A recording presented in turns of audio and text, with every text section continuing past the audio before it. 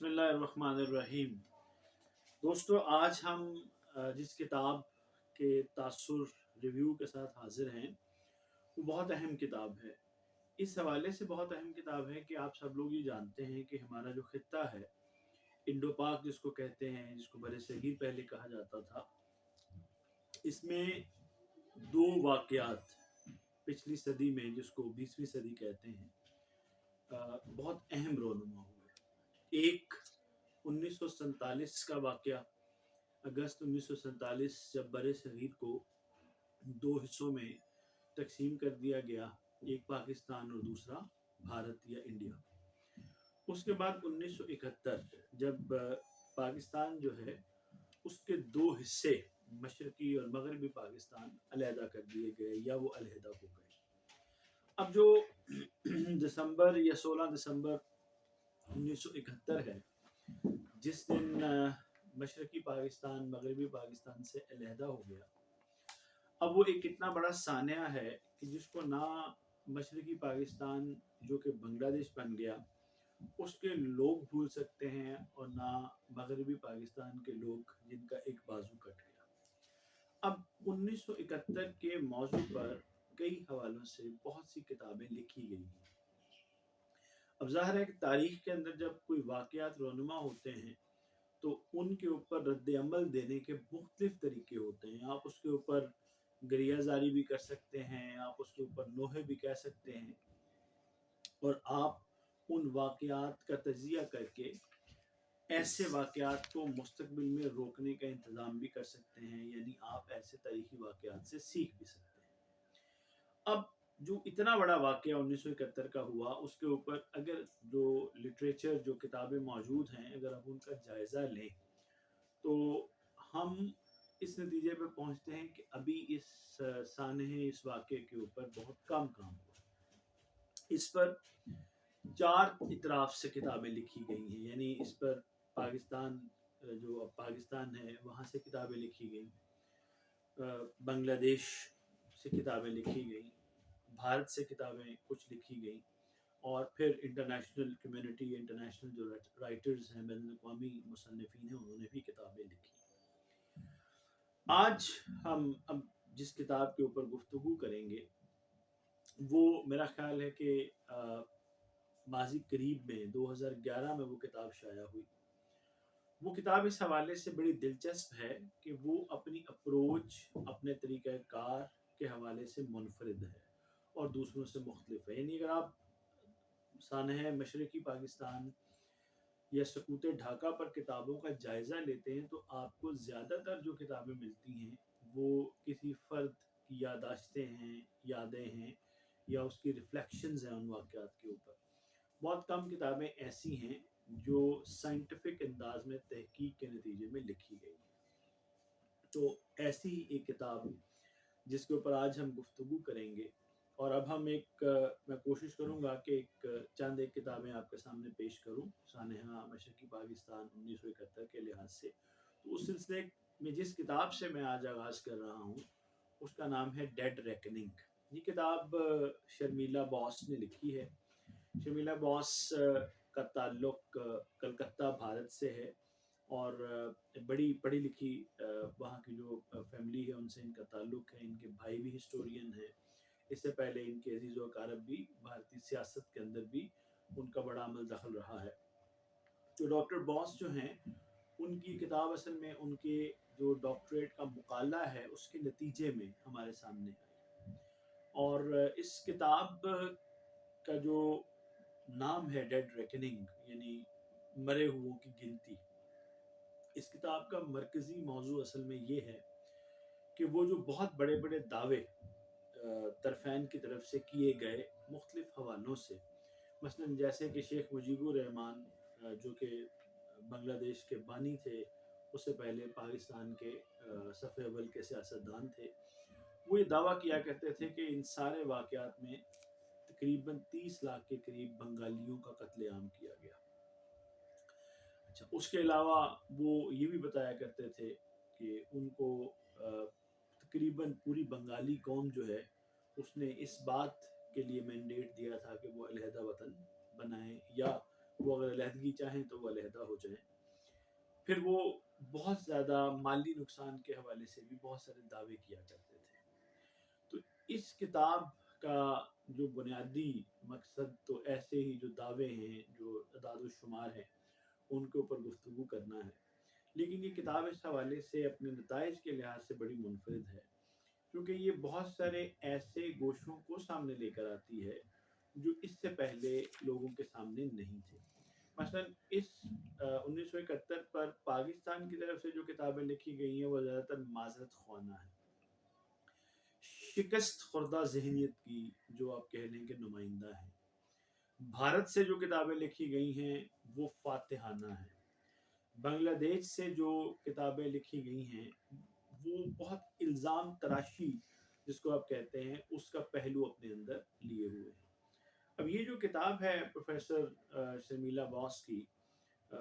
اس کتاب کے اندر خاص بات یہ ہے کہ انہوں نے اس کتاب کو لکھنے کے لیے جو طرفین یعنی پاکستان میں، بھارت میں اور بنگلہ دیش میں، سابقہ مشرقی پاکستان میں جتنے بھی لوگ موجود تھے جو اس جنگ کا یا 1971 کا حصہ رہے یا جنہوں نے 1971 دیکھا، وہ ملٹری کے لوگ بھی تھے، سویلین بھی تھے اور دوسرے بھی تھے. اس کے علاوہ جو بہت سارے ڈاکومنٹس، جو رپورٹس تھیں، چیزیں تھیں، ان سب کا لوگوں کے انٹرویوز انہوں نے کیے، پاکستان میں بھی، بھارت میں بھی اور بنگلہ دیش میں بھی. بہت سارے جو کاغذات تھے، جو ڈاکومنٹس تھے، رپورٹس تھیں، ان کا انہوں نے مطالعہ کیا. اس موضوع پہ جو کتابیں لکھی گئیں ان کا بھی انہوں نے ایک آپ کہہ لیں کہ انالیٹیکل یا کریٹیکل جو ہے وہ ریویو کیا. اس کے بعد یہ کتاب ہمارے سامنے آئی. اچھا، اب یہ کتاب اس حوالے سے مضبوط ہے کہ اس کی جو میتھڈالوجی ہے وہ بہت سائنٹیفک ہے، اور انہوں نے کیس اسٹڈی میتھڈ کو، جس کو بڑا مقبول میتھڈ ہے، اس کو استعمال کرتے ہوئے اپنی کتاب لکھی ہے. ڈاکٹر بوس کی جو کہہ لیں نتائج انہوں نے اس کتاب کے اندر پیش کیے ہیں، ان کی بڑی بڑی چیزیں میں آپ کے سامنے رکھ دیتا ہوں. ویسے تو میں یہ ریکمینڈ کروں گا سب لوگوں سے کہ وہ اس کتاب کو ضرور پڑھیں. اس میں ایک سب سے پہلے تو انہوں نے جو شیخ صاحب کا وہ دعویٰ تھا، شیخ مجیب صاحب کا، کہ کتنے 30 لاکھ بنگالی مارے گئے، اس کے اوپر انہوں نے اعداد و شمار اکٹھے کر کے یہ بتایا ہے کہ ہر طرف کی جو اموات ہوئیں، پاکستانی فوجیوں کی، بھارتی فوجیوں کی، بنگالیوں کی، بہاریوں کی، دوسروں کی، اس سب جو اموات تھیں ان کا جو کل تخمینہ یا جو ان کا جو ریل فگر ہے وہ ہزاروں میں ہے، لاکھوں میں بھی نہیں ہے، لاکھ میں بھی نہیں ہے کہ کہیں وہ 30 لاکھ پہ ہوتا. اس کے بعد اس پہ ڈاکٹر صاحبہ یہ بتاتی ہیں کہ ظاہر ہے کہ یہ جو کہا جاتا ہے کہ پاکستانی فوج کے اوپر جو یہ الزام لگایا جاتا ہے، یا اس وقت کی جو پاکستان کی ایڈمنسٹریشن ہے اس پر یہ الزام لگایا جاتا ہے کہ وہ بنگالیوں کا قتل عام کیے جا رہی تھی، اس پہ انہوں نے کریٹیکلی آپ انالیسس کر کے بتایا ہے کہ یہ ممکن ہی نہیں تھا کہ وہ ہو. پھر انہوں نے بہت خوبصورت انالیسس کر کے جو وہاں پر جن زنوں میں، جن زمانوں میں جنگ لگی اس کا حساب لگا کے، اور جو ملٹری پرسنل تھے ان کی کیپیسٹی کا حساب لگا کے بتایا ہے کہ اتنے بندے مارنے کے لیے ان کو ہر وقت کیا کرنا ہوگا. تو ظاہر ہے کہ ممکن نہیں تھا. تو یہ ایک جھوٹ تھا جو کہ پھیلایا گیا منظم طریقے سے، اس کی کوئی حقیقت نہیں تھی. اچھا، اب اسی کو ایک اور کتاب اس کا ہم ذکر کریں گے پروفیسر سجاد حسین کی. وہ بھی یہ کہتے ہیں کہ یہ 30 لاکھ کی فگر تو اصل میں بنگلہ دیش یا جو ایسٹ بنگال تھا، اس کے اندر آنے والے جو قحط تھے کئی سالوں کے، اس کے اندر جو کل اموات کی تعداد تھی وہ تھی، اور شیخ مجیب کے کان میں کسی نے یہ بات ڈال دی تو پھر وہ اس کو جلسوں میں لہراتے رہے پولیٹیکل پوائنٹ سکورنگ کے لیے. تو ایک اس میں یہ. دوسری چیز یہ کہ ڈاکٹر صاحبہ نے یہ بتایا کہ جو ایک بہت زیادہ الزام تراشی کی جاتی ہے پاکستانی فوجیوں پر کہ انہوں نے وہاں پر جنسی ہراسانی میں ملوث تھے. تو ڈاکٹر صاحبہ نے بہت سائنٹیفک انالیسس کر کے یہ بتایا ہے کہ ایک ایسی فوج جو اپنے ملک کے اندر اجنبی ہو گئی تھی، جس کے اپنے لوگ اس کے خلاف ہو گئے تھے، بھارت جیسے ایک بہت بڑے دشمن کا اس کو سامنا تھا، مفتی مانوی کے جو دہشت گرد تھے، جو ٹیررسٹ تھے، ان جن کو بھارت نے پاکستان کو توڑنے کے لیے پیدا کیا، ان ٹیررسٹ، ان بدماشوں کی، ان دہشت گردوں کا فوج کو سامنا تھا، وہ جگہ جگہ اس پر حملے کر رہے تھے، اور جو یہاں سے مغربی پاکستان سے جو سپورٹ تھی فوج کو، وہ بس نہ ہونے کے برابر تھی۔ تو ایسے حالات میں یہ کیسے ممکن تھا کہ جو فوجی جوان ہیں وہ جنسی ہراسانی کے واقعات میں ملوث ہوتے؟ اور ڈاکٹر صاحب کا کہنا یہ ہے کہ اصل میں وہ وہاں یہ رہا تھا کہ ذرا بھارت کی بڑی پینیٹریشن ہو گئی تھی، تو وہاں پر وہ جو مکتی بانی کے لوگ ہیں، وہ ان میں سے بہت سارے مکتی بانی کے لوگ بھارتی فوج کے جو لوگ تھے وہ مکتی بانی کے روپ میں وہاں پر موجود تھے۔ ذرا وہاں بنگلہ دیش کے بنگالیوں کے جو ایسٹ پاکستان سے جو نوجوان تھے ان کو بھی گمراہ کر کے اس کا حصہ بنایا گیا تھا۔ وہ لوگ اصل میں جو بھارتی فوجی تھے مکتی بانی کے بھیس میں، وہ اس طرح کے گھنونے کاموں میں ملوث تھے، اور اس کا الزام وہ پاکستانی فوج کے اوپر لگاتے تھے پروپیگنڈا مشینری کے ذریعے سے۔ تو انہوں نے ڈاکٹر صاحبہ نے یہ کہا کہ یہ ممکن نہیں ہے۔ تیسری بات، جو بڑے بڑے واقعات وہاں پر ہوئے، جیسے کہ بہت بڑا جو آرفنیج تھا اس کو تباہ کیا گیا اور اس کا الزام پاکستانی فوج پہ لگایا گیا، تو ڈاکٹر صاحب نے بتایا کہ وہ اصل میں بھارتی جو جہازوں نے وہاں پر وہ تباہی مچائی، اور وہ ممکن نہیں تھا کہ پاکستانی فوج ایسا کرتی، جو کہ اس شہر کا دفاع کر رہی تھی، وہ اپنے ہی شہر کو کیسے تباہ کر سکتی تھی۔ پھر اس کے بعد ڈھاکہ یونیورسٹی میں جو واقعات ہوئے، تو وہاں انہوں نے بتایا کہ کس طرح مکتی بانی کے لوگ وہاں گھس کر دہشت گرد کاروائیاں کر رہے تھے، تو اس کو روکنا فوج کے لیے ضروری تھا۔ پھر جو کوئٹہ میس کے اندر ساری جو اپنا ڈھاکہ میس کے اندر جو بنگالی آفیسرز نے نان بنگالی فیملیز کا قتل عام کیا، اس پر کیسے خاموش رہا جا سکتا تھا؟ پھر اس طرح انہوں نے ڈاکٹر صاحبہ نے اپنی کتاب ڈیڈ ریکننگ میں بتایا ہے کہ مکتی بانی کے جو لوگ وہاں پر تھے وہ بڑے بزدل تھے، اس کو بھارتی فوج کے لوگ یا ان کے ٹرینر ان کو بڑا پمپ کر کے یہاں بھیجتے تھے، تو یہاں سے ایک فوجی جو ہے وہ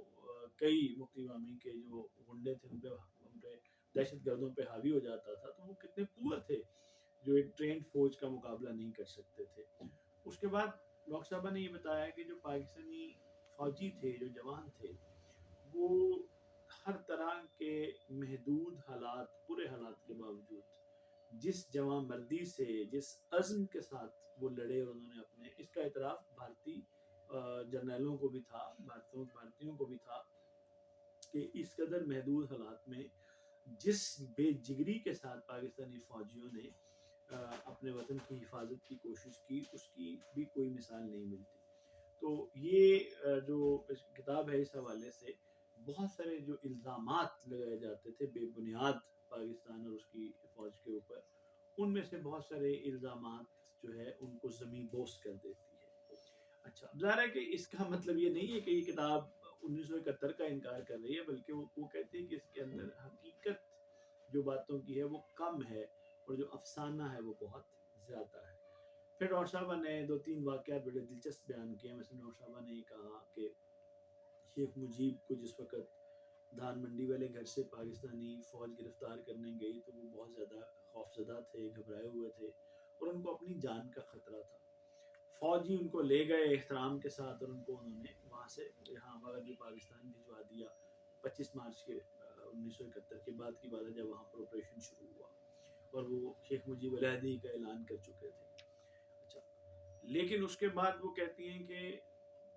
ذرا کہ واپس جنوری میں، فروری میں شیخ مجیب واپس چلے گئے، لیکن جب 15 اگست 1975 کی رات کو شیخ صاحب کو ان کے اپنے فوجی، بنگلہ دیشی فوجی ان کے گھر آئے، تو شیخ صاحب بڑے پراعتماد تھے، تو باہر نکلے کہ میرے اپنے بچے ہیں، انہوں نے پوچھا کہ میرے بچوں تم کہاں آئے؟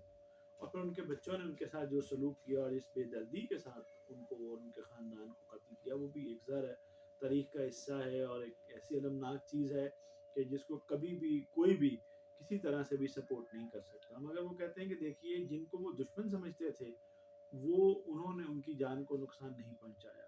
لیکن جو ان کے اپنے تھے انہوں نے ان کو بے دردی کے ساتھ قتل کر دیا۔ اس واقعے میں بھی بہت سارے لوگوں کے لیے بہت سارے اسباق ہیں اگر اس کے اوپر غور کیا جائے۔ دوسرا ایک بہت اہم واقعہ جو ہے وہ ڈاکٹر صاحبہ لکھتی ہیں کہ جب جگجیت سنگھ نروورا جو کمانڈر ایسٹرن کمانڈ تھے بھارت کے، جس وقت وہ وہاں پر ان سے ملنے کے لیے گئیں، تو وہ جو جگیر سنگھ اروڑا صاحب جو فاتح بنگال تھے اس وقت، تو وہ 1984 کے جو قتل عام سکھوں کا بھارت نے کیا اور بھارت میں ہوا، اس پر وہ اس قدر ناراض تھے بھارت کے ساتھ کہ جب ڈاکٹر صاحبہ وہاں پر گئیں تو انہوں نے دیکھا کہ میں تو ان سے پوچھنے کی تھی کہ ان کی فتح کے واقعات کیا تھے، تو وہ فتح کے واقعات تو کیا بتاتے، وہ اپنی ریاست جس کے لیے انہوں نے ہمسایہ کا جو ملک ہے اس کو توڑنے میں اپنا ایک شرمناک کردار ادا کیا، وہ اپنی اسی ریاست پر برہم بیٹھے ہوئے تھے۔ تو عزیزان من، یہ کتاب پڑھنے سے تعلق رکھتی ہے، ذرا کچھ ہلکے اس کو متنازع بھی کہتے ہیں، بنانے کی کوشش کرتے ہیں، لیکن آپ اس کتاب کو ضرور پڑھیں تو بہت سارے حقائق آپ کے سامنے آئیں گے۔ بہت شکریہ۔